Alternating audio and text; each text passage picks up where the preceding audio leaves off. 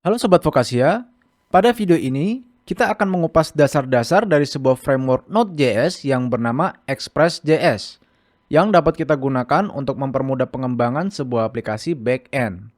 Sebelumnya, saya sudah menunjukkan ke kalian bahwa banyak sekali bahasa pemrograman yang bisa kita gunakan untuk sisi back-end.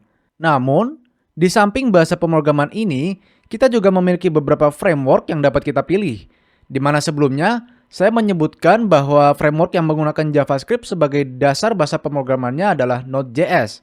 Namun, secara teknis, Node.js itu bukanlah sebuah framework untuk JavaScript, melainkan sebuah runtime environment.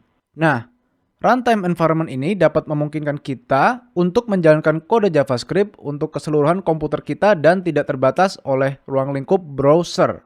Sedangkan Express itu merupakan sebuah framework yang dapat memungkinkan kita untuk mengembangkan sisi back-end dari website kita, di mana berkat kekuatan Node dan Express inilah, developer profesional mampu membuat back-end pada website mereka.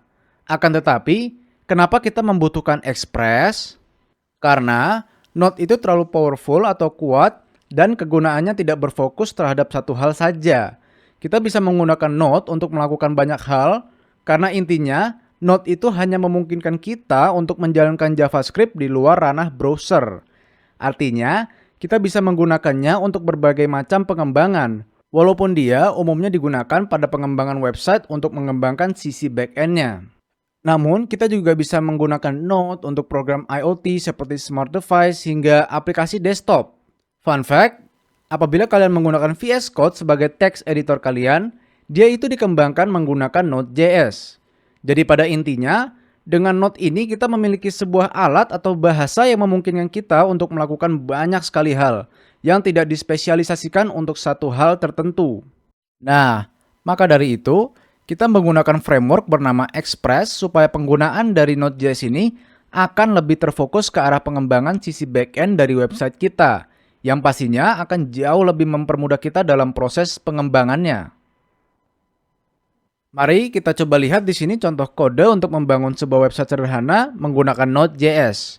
Di mana apabila seseorang melihat kode-kode ini, mereka akan menjadi sedikit kebingungan karena bentuknya yang agak ruwet ya.